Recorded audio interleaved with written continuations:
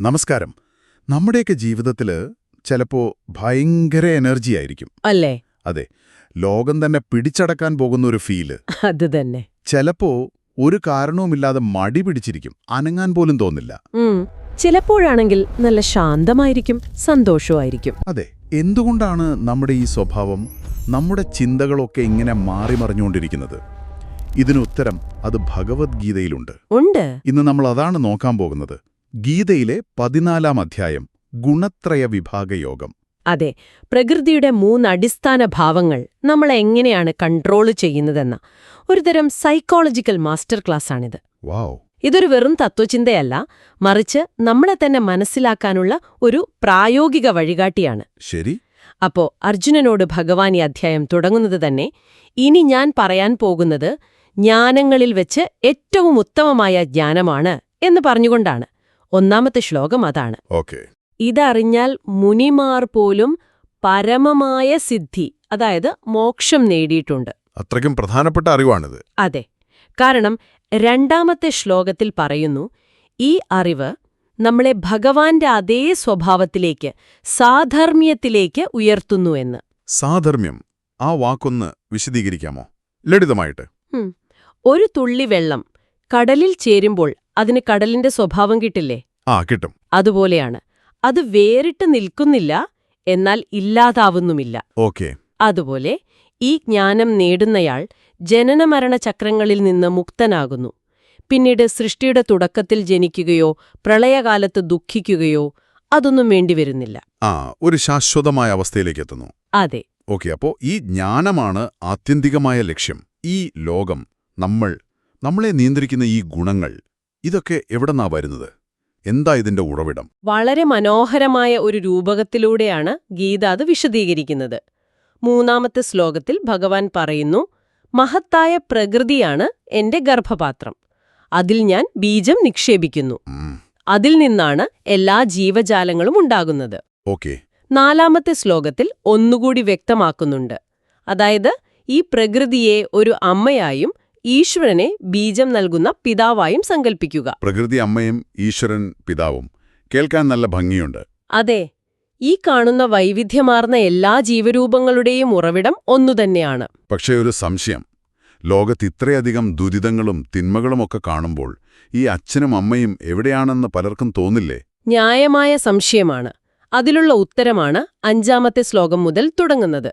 ഈ 3 ഗുണങ്ങൾ, ആ കഥയിലെ പ്രധാനികൾ. അതെ, പ്രകൃതി എന്ന അമ്മയിൽ നിന്നാണ് സത്വം, രജസ്, തമസ് എന്നീ 3 ഭാവങ്ങൾ ഉണ്ടാകുന്നത്. ഇവയാണ് ഈ ലോകത്തിലെ എല്ലാ പ്രവർത്തനങ്ങളെയും നിയന്ത്രിക്കുന്നത്. നമ്മളെയും. യഥാർത്ഥത്തിൽ സ്വതന്ത്രനായ ആത്മാവിനെ ഈ ശരീരത്തിൽ ഒരു കയറുകൊണ്ട് കെട്ടിയിടുന്നതുപോലെയാണ് ഈ ഗുണങ്ങൾ പ്രവർത്തിക്കുന്നത്. ഓക്കെ, അപ്പോ കഥയിലെ പ്രധാനികൾ ഈ 3 പേരാണ്: സത്വം, രജസ്, തമസ്. നമുക്ക് ഓരോന്നായിട്ട് നോക്കാം. ആദ്യത്തേത് സത്വഗുണം. എന്താണത്? 6-ാമത്തെ ശ്ലോകത്തിൽ പറയുന്നു, സത്വം എന്നാൽ നിർമ്മലമാണ്, പ്രകാശമാണ്, അറിവാണ്. പേര് കേൾക്കുമ്പോൾ തന്നെ ഒരു പോസിറ്റീവ് ഫീൽ ഉണ്ടല്ലോ. ഉണ്ട്, പക്ഷെ അതും നമ്മളെ ബന്ധിക്കുന്നുണ്ട്. അതെങ്ങനെ? സുഖത്തോടും ജ്ഞാനത്തോടുമുള്ള ഒരു ആസക്തി കൊണ്ട്. ഞാൻ സന്തോഷവാനാണ്, എനിക്ക് നല്ല അറിവുണ്ട്, ഞാൻ നല്ലവനാണ് എന്നൊക്കെ തോന്നുമ്പോൾ നമ്മൾ സത്വഗുണത്തിന്റെ പിടിയിലായി. ഒരു മിനിറ്റ്, സന്തോഷവും അറിവും നല്ല കാര്യമല്ലേ? അതെങ്ങനെ ഒരു ബന്ധനമാകും? അതാണ് പോയിന്റ്. ഇതൊരു സ്വർണ്ണച്ചങ്ങല പോലെയാണ്. ചങ്ങല സ്വർണത്തിൻ്റെതാണെങ്കിലും അതൊരു ബന്ധനം തന്നെയാണല്ലോ. അത് തന്നെ. ഇപ്പോഴത്തെ ഒരു ടോക്സിക് പോസിറ്റിവിറ്റി ഇല്ലേ? അതെ, എപ്പോഴും സന്തോഷമായിരിക്കണം, പോസിറ്റീവായിരിക്കണം എന്നൊരു നിർബന്ധം. അത് തന്നെ. അതും ഒരുതരം സാത്വിക ബന്ധനമാണ്. കാരണം അവിടെയും നമ്മൾ ഒരു പ്രത്യേക അവസ്ഥയിൽ സ്വയം തളച്ചിടുകയാണ്. ശരിയാണ്. അപ്പോ 2-ാമത്തെ ഗുണമായ രജസ്, 7-ാമത്തെ ശ്ലോകം, അത് ഇതിന്റെ നേരെ വിപരീതമായിരിക്കുമല്ലോ. തീർച്ചയായും. രജോ ഗുണം എന്നാൽ ആഗ്രഹമാണ്, അടങ്ങാത്ത പ്രവർത്തനമാണ്, ഒരു തീവ്രമായ വികാരങ്ങളാണ്. ഈ പറയുന്ന ഹസിൽ കൾച്ചറൊക്കെ ഇതിന്റെ ഭാഗമായിരിക്കുമല്ലോ അല്ലേ? 100%. നമ്മുടെ ഇന്നത്തെ ലോകം മുഴുവനായും പ്രവർത്തിക്കുന്നത് രജോ ഗുണത്തിലാണ്. കൂടുതൽ നേടണം, മുന്നോട്ടു പോകണം, മത്സരിച്ചു ജയിക്കണം എന്നൊക്കെയുള്ളൊരു തുര. അതെ, ഇത് നമ്മളെ കർമ്മങ്ങളോടുള്ള അടങ്ങാത്ത ആസക്തിയാൽ ബന്ധിക്കുന്നു. ഞാൻ അത് നേടിയാൽ സന്തോഷിക്കും എന്ന് കരുതി നമ്മൾ ഓടിക്കൊണ്ടേയിരിക്കും. പക്ഷെ ലക്ഷ്യത്തിലെത്തുമ്പോൾ അടുത്ത ലക്ഷ്യം മുന്നിൽ വരും. അതെ, ഒരു വിശ്രമമില്ലാത്ത ഓട്ടം. പക്ഷേ ഒരു ചോദ്യം, ലോകത്ത് വലിയ മാറ്റങ്ങൾ കൊണ്ടുവന്ന പലരും, ശാസ്ത്രജ്ഞന്മാരും സംരംഭകരുമെല്ലാം ഇങ്ങനെയുള്ളവരല്ലേ? അപ്പോ രജസ് എപ്പോഴും മോശമാണോ? വളരെ നല്ലൊരു ചോദ്യമാണ്. ഒരു ഗുണവും തനിയെ നല്ലതോ ചീത്തയോ അല്ല. ഓക്കേ. രജസ് തീർച്ചയായും ഈ ലോകത്ത് പ്രവർത്തിക്കാൻ ആവശ്യമായ ഊർജമാണ്.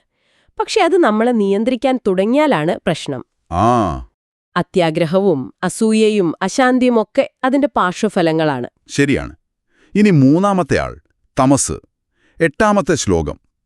പേര് കേൾക്കുമ്പോൾ തന്നെ ഒരു നെഗറ്റീവ് ഫീലുണ്ടല്ലോ. തമോ ഗുണം അജ്ഞാനത്തിൽ നിന്നാണ് ഉണ്ടാവുന്നത്. ആലസ്യം, അശ്രദ്ധ, ഉറക്കം, മടി ഇതൊക്കെയാണ് അതിന്റെ പ്രധാന ലക്ഷണങ്ങൾ. ഒന്നും ചെയ്യാൻ തോന്നാതിരിക്കുക. അതെ, കാര്യങ്ങൾ വ്യക്തമായി കാണാൻ കഴിയാതിരിക്കുക, എല്ലാം നാളേക്ക് മാറ്റിവെക്കുക, ഇതെല്ലാം തമസിന്റെ പിടിയിലാണ്. ഒരു പ്രധാനപ്പെട്ട ജോലി ചെയ്യാനിരിക്കുമ്പോൾ ഒരു കാരണവുമില്ലാതെ ഫോണെടുത്ത് സോഷ്യൽ മീഡിയയിൽ സമയം കളയുന്നത് ഒരു ഉദാഹരണമാണോ? നല്ലൊരു ഉദാഹരണമാണ്. അത് കൊള്ളാം. അപ്പോൾ ഞാൻ വിചാരിച്ചതുപോലെ രാവിലെ എഴുന്നേൽക്കാൻ തോന്നാത്ത മടി മാത്രമല്ല തമസ്, അത് നമ്മുടെ ചിന്തകളെയും സ്വാധീനിക്കും. തീർച്ചയായും 9ാം ശ്ലോകത്തിൽ അത് വ്യക്തമാക്കുന്നുണ്ട്. തമസിന്റെ ഏറ്റവും വലിയ അപകടം അത് നമ്മുടെ വിവേകബുദ്ധിയെ മറയ്ക്കുമെന്നതാണ്. ശരിയും തെറ്റും തിരിച്ചറിയാനുള്ള കഴിവ് നഷ്ടപ്പെടും. ഓ, ലഹരിക്ക് അടിമയാകുന്നതും അലസമായ ജീവിതം നയിക്കുന്നതുമെല്ലാം തമസ് നമ്മളെ ഭരിക്കുമ്പോഴാണ്. അപ്പോ സത്വം മുകളിലേക്കും രജസ് ഒരേ തലത്തിലും തമസ് താഴേക്കും വലിക്കുന്നു. നമ്മുടെ ഉള്ളിൽ ഈ 3 ശക്തികളുടെയും ഒരു വടംവലി എപ്പോഴും നടക്കുന്നുണ്ടല്ലേ? കൃത്യമായി പറഞ്ഞാൽ അത് തന്നെയാണ് സംഭവിക്കുന്നത്. 10ാമത്തെ ശ്ലോകത്തിൽ അതാണ് പറയുന്നത്. ഈ 3 ഗുണങ്ങളും നമ്മളിൽ എപ്പോഴുമുണ്ട്. പക്ഷെ ഒരു സമയത്ത് ഏതെങ്കിലും ഒന്ന് മറ്റുള്ളവയെ അങ്ങ് കീഴടക്കും. ഓക്കെ, സത്വം കൂടുമ്പോൾ രജസിനെയും തമസിനെയും അത് അടക്കി നിർത്തും. അപ്പൊ നമുക്ക് ശാന്തത തോന്നും, പഠിക്കാൻ താല്പര്യം വരും. രജസാണ് കൂടുന്നതെങ്കിലോ? അപ്പൊ അടങ്ങിയിരിക്കാൻ പറ്റില്ല, ഭയങ്കര ആക്റ്റീവാവും. അത് സത്വത്തെയും തമസിനെയും മറികടക്കും. ഇനി തമസാണ് മുന്നിട്ട് നിൽക്കുന്നതെങ്കിൽ പിന്നെ പറയണ്ടല്ലോ, മടിയന്മാരും അലസരുമാകും. ഉം ഇത് നമുക്ക് സ്വയം തിരിച്ചറിയാൻ പറ്റുമോ? അതായത് ഇപ്പോഴെന്നിൽ ഏത് ഗുണമാണ് മുന്നോട്ട് നിൽക്കുന്നതെന്ന് മനസ്സിലാക്കാൻ വല്ല ലക്ഷണങ്ങളുമുണ്ടോ? തീർച്ചയായും 11 മുതൽ 13 വരെയുള്ള ശ്ലോകങ്ങളിൽ അതിന് വ്യക്തമായ ലക്ഷണങ്ങൾ പറയുന്നുണ്ട്. എന്തൊക്കെയാണവ? എപ്പോഴാണോ നമ്മുടെ എല്ലാ ഇന്ദ്രിയങ്ങളിലും ഒരു പ്രകാശം അനുഭവപ്പെടുന്നത്, അതായത് കാര്യങ്ങൾ കൂടുതൽ വ്യക്തമായി മനസ്സിലാക്കാനും കേൾക്കാനും സാധിക്കുന്നത്, അപ്പോൾ സത്വം വർദ്ധിച്ചിരിക്കുന്നു എന്ന് മനസ്സിലാക്കാം. ഒരുതരം പ്രസന്നത. അതെ. എന്നാൽ അത്യാഗ്രഹം, അടങ്ങാത്ത പ്രവൃത്തി, മനസ്സിൽ അശാന്തി, ഒരു വിശ്രമമില്ലാത്ത അവസ്ഥ, ഇതൊക്കെയാണ് കാണുന്നതെങ്കിൽ രജസ്സാണ് മുന്നിൽ. ഓക്കേ. ഇനി അവിവേകം, പ്രവർത്തനരാഹിത്യം, എന്താണ് സംഭവിക്കുന്നതെന്ന് പോലും അറിയാത്തൊരു മന്ദത, അശ്രദ്ധ എന്നിവയാണ് പ്രകടമാകുന്നതെങ്കിൽ അത് തമസ്സാണ്. ഈ ഗുണങ്ങൾ നമ്മുടെ ഇപ്പോഴത്തെ ജീവിതത്തെ മാത്രമല്ല, മരണശേഷമുള്ള ഗതിയെയും സ്വാധീനിക്കും എന്നു പറയുന്നത് കേൾക്കുമ്പോൾ ഒരു ചെറിയ പേടി തോന്നുന്നു. അതിനെ ഒരു ഭയപ്പെടുത്താനുള്ള തത്വമായി കാണേണ്ട. 14ാമത്തെയും 15ാമത്തെയും ശ്ലോകങ്ങളിൽ അതൊരു കോസ്മിക് നിയമം പോലെയാണ് പറയുന്നത്. ഒരു ലോ ഓഫ് കർമ്മ അല്ലെങ്കിൽ ലോ ഓഫ് മൊമെന്റം എന്നൊക്കെ പറയില്ലേ? അതുപോലെ. അതെ. മരണസമയത്ത് നമ്മുടെ ചിന്താമണ്ഡലത്തിൽ ഏത് ഗുണമാണോ മുന്നിട്ട് നിൽക്കുന്നത് അത് നമ്മുടെ അടുത്ത ജന്മത്തെ നിർണയിക്കും. അപ്പോ സത്വഗുണത്തിൽ നിറഞ്ഞിരിക്കുമ്പോൾ മരിക്കുന്ന ഒരാളോ? അയാൾ ജ്ഞാനികൾ വസിക്കുന്ന ഉയർന്ന പരിശുദ്ധമായ ലോകങ്ങളിലേക്ക് പോകുന്നു. കാരണം അയാളുടെ ചിന്തയുടെ തലം അതുമായി യോജിക്കുന്നതാണ്. അപ്പോ രജോ ഗുണമുള്ള ഒരാളോ? ആഗ്രഹങ്ങൾ പൂർത്തിയാക്കാൻ ഓടി നടക്കുന്ന ഒരാൾ? അയാളുടെ മനസ്സിൽ നിറയെ പൂർത്തിയാക്കാനുള്ള ആഗ്രഹങ്ങളും കർമ്മങ്ങളുമാണ്. അതുകൊണ്ടയാൾ കർമ്മങ്ങളിൽ ആസക്തിയുള്ളവരുടെ ഇടയിൽ, അതായത് ഈ മനുഷ്യലോകത്ത് തന്നെ വീണ്ടും ജനിക്കുന്നു. ആഗ്രഹങ്ങൾ പൂർത്തിയാക്കാൻ വീണ്ടും ഒരവസരം. അതെ. എന്നാൽ മരണസമയത്ത് തമോ ഗുണം കൊണ്ട് മൂടപ്പെട്ട ഒരാൾ, അതായത് വിവേകബുദ്ധിയില്ലാതെ മന്ദതയിൽ കഴിയുന്ന ഒരാൾ, അയാൾ മൂഢയോനികളിൽ, അതായത് മൃഗങ്ങളെപ്പോലുള്ള അറിവില്ലാത്ത ജീവികളായി ജനിക്കുന്നു. 16 മുതൽ 18 വരെയുള്ള ശ്ലോകങ്ങളിലും ഇതിന്റെ തുടർച്ചയാണോ? അതെ. നല്ല കർമ്മത്തിന്റെ ഫലം സാത്വികവും നിർമ്മലവുമാണ്, രജസ്സിന്റെ ഫലം ദുഃഖവും തമസിന്റെ ഫലം അജ്ഞാനവുമാണ് എന്ന് പറയുന്നു. സത്വഗുണമുള്ളവർ ഉയർന്ന ലോകങ്ങളിലേക്കും രജോ ഗുണമുള്ളവർ മധ്യത്തിലും തമോ ഗുണമുള്ളവർ അധോലോകങ്ങളിലേക്കും പോകുന്നു. ഇതെല്ലാം കേൾക്കുമ്പോൾ നമ്മൾ ഈ ഗുണങ്ങളുടെ കളിപ്പാവകൾ മാത്രമാണെന്ന് തോന്നിപ്പോകുന്നു. ഈ ചങ്ങല പൊട്ടിക്കാൻ, ഈ കളിയിൽ നിന്ന് പുറത്തു കടക്കാൻ ഒരു വഴിയുമില്ലേ? ഉണ്ട്. അതുതന്നെയാണ് ഈ അധ്യായത്തിന്റെ കാതൽ. 19ാമത്തെ ശ്ലോകത്തിൽ ഭഗവാൻ പറയുന്നു, ഇതിൽ നിന്ന് രക്ഷപ്പെടാനുള്ള വഴിയുണ്ട്. അതിന്റെ ആദ്യപടി ഒരു തിരിച്ചറിവാണ്. എന്ത് തിരിച്ചറിവ്? എപ്പോഴാണോ ഒരാൾ ഈ ഗുണങ്ങളാണെല്ലാം ചെയ്യുന്നത്, ഞാനല്ല എന്ന് മനസ്സിലാക്കുന്നത്, ആ നിമിഷം മാറ്റം തുടങ്ങും. എന്നിൽ ദേഷ്യമെന്ന വികാരമുണ്ടാകുന്നു എന്ന് കാണാൻ പഠിക്കുക. ഇത് കേൾക്കുമ്പോൾ ഇന്നത്തെ മൈൻഡ്ഫുൾനെസ് പരിശീലന പോലെ തോന്നുന്നു. നമ്മുടെ ചിന്തകളെയും വികാരങ്ങളെയും ദൂരെ നിന്ന് നിരീക്ഷിക്കുക. അതേ ആശയം തന്നെയാണ്. 20-ാം ശ്ലോകത്തിൽ പറയുന്നു, ഈ തിരിച്ചറിവ് ലഭിച്ചാൽ എന്ത് സംഭവിക്കുമെന്നോ. എന്താണ്? ശരീരത്തിന് കാരണമായ ഈ 3 ഗുണങ്ങളെയും അതിജീവിക്കുന്നയാൾ ജനനം, മരണം, വാർദ്ധക്യം, ദുഃഖം എന്നിവയിൽ നിന്ന് മുക്തനായി അമരത്വം നേടുന്നു. അയാൾ കളിയുടെ ഭാഗമാകാതെ കളി കാണുന്ന ഒരാളായി മാറുന്നു. അതെ. ഈ അവസ്ഥയിലെത്തിയ ഒരാൾ, അതായത് ഗുണങ്ങളെ അതിജീവിച്ച ഗുണാതീതൻ, അയാൾ എങ്ങനെയായിരിക്കും പെരുമാറുക? അയാളുടെ ലക്ഷണങ്ങൾ എന്തൊക്കെയാണ്? ഇത് തന്നെയാണ് 21-ാം ശ്ലോകത്തിൽ അർജുനനും ചോദിക്കുന്നത്. അതെ, അർജുനൻ ചോദിക്കുന്നു, പ്രഭു, ഈ 3 ഗുണങ്ങളെയും അതിജീവിച്ച ഒരാളുടെ ലക്ഷണങ്ങൾ എന്തൊക്കെയാണ്?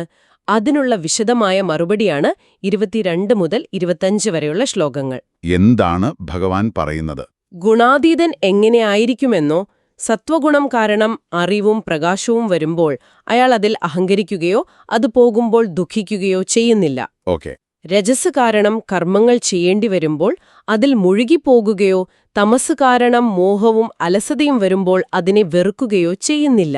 അതായത് എല്ലാ അവസ്ഥകളെയും അയാൾ ഒരുപോലെ കാണുന്നു. ദേഷ്യം വന്നാൽ അതിനെ വെറുക്കുന്നില്ല, സന്തോഷം വന്നാൽ അതിൽ പിടിച്ചു തൂങ്ങാൻ ശ്രമിക്കുന്നില്ല. ഒരു സാക്ഷിയെപ്പോലെ, അല്ലേ? കൃത്യമായി. അയാൾ ഒരു സാക്ഷിയെപ്പോലെ ഉദാസീനവത് നിലകൊള്ളുന്നു. ഗുണങ്ങൾ അവയുടെ ജോലി ചെയ്യുന്നു. താൻ അതിൽ നിന്നൊക്കെ വേറിട്ട് നിൽക്കുന്ന ആത്മാവാണെന്ന ബോധ്യത്തിൽ അയാൾ ചലിക്കപ്പെടുന്നില്ല. അതുകൊണ്ട് സുഖവും ദുഃഖവും അയാൾക്ക് ഒരുപോലെയാണ്. ഒരാൾ സ്തുതിക്കുമ്പോഴോ നിന്ദിക്കുമ്പോഴോ അയാളുടെ മനസ്സ് ചലിക്കുന്നില്ല. കാരണം സ്തുതിയും നിന്ദയും മറ്റുള്ളവരുടെ ഗുണങ്ങളുടെ പ്രകടനമാണെന്ന് അയാൾക്കറിയാം. അത് തന്നെ. ഒരു കഷ്ണം മണ്ണും കല്ലും സ്വർണവും അയാൾക്ക് തുല്യമായി തോന്നുന്നു എന്ന് പറയുന്നുണ്ടല്ലോ. അത് പ്രായോഗികമായി എങ്ങനെയാണ് സാധ്യമാവുക? സ്വർണത്തിന് വില കൽപ്പിക്കുന്നത് നമ്മുടെ രജോഗുണമാണ്. ഗുണാതീതൻ അവയുടെയെല്ലാം അടിസ്ഥാനപരമായ സ്വഭാവം കാണുന്നു. എല്ലാം പ്രകൃതിയുടെ രൂപങ്ങൾ മാത്രം. ആന്തരികമായി ഒന്നിനും ഒന്നിനേക്കാൾ മൂല്യമില്ല. ഈയൊരു സമചിത്തതയാണ് അയാളുടെ ഏറ്റവും വലിയ ലക്ഷണം. മിത്രത്തെയും ശത്രുവിനെയും ഒരേ ഭാവത്തിൽ കാണാൻ അയാൾക്ക് സാധിക്കുന്നു. ഫലമിച്ഛിച്ചുകൊണ്ടുള്ള എല്ലാ കർമ്മങ്ങളും അയാൾ ഉപേക്ഷിക്കുന്നു. ഇതാണ് ലക്ഷ്യം. അപ്പോൾ നമ്മൾ ചെയ്യേണ്ടത് തമസിനെയും രജസിനെയും ഇല്ലാതാക്കി സത്വഗുണം മാത്രം വളർത്തുക എന്നല്ല. അല്ല. മറിച്ച് 3 ഗുണങ്ങളുടെയും പ്രവർത്തനത്തെ മനസ്സിലാക്കി അവയ്ക്കെല്ലാം അപ്പുറത്തുള്ള നമ്മുടെ യഥാർത്ഥ സ്വഭാവമായ സാക്ഷിഭാവത്തിൽ ഉറച്ചു നിൽക്കുക എന്നതാണ്. അതെ. ഗുണങ്ങളെ ഒരു ശത്രുവായി കാണേണ്ടതില്ല. അവ പ്രകൃതിയുടെ ഭാഗമാണ്. ബോധപൂർവം സത്വഗുണം വളർത്താൻ ശ്രമിക്കുന്നത് നല്ലൊരു തുടക്കമാണ്. അതെന്താ?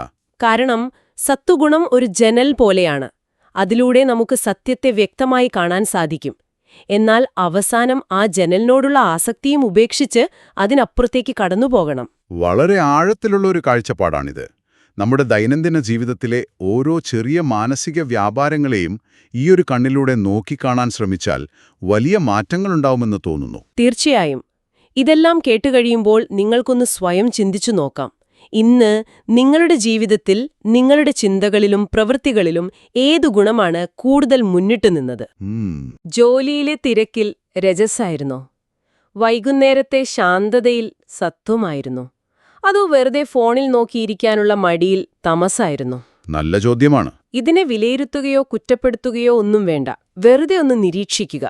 ഈ 3 ഭാവങ്ങളും മാറി മാറി വരുന്നത് കാണുന്ന ഇതിനെല്ലാം സാക്ഷിയായ ആ നിങ്ങൾ ആരാണ്? ആ ചോദ്യത്തിൽ അല്പനേരം മനസ്സൊന്ന് നിർത്തുക.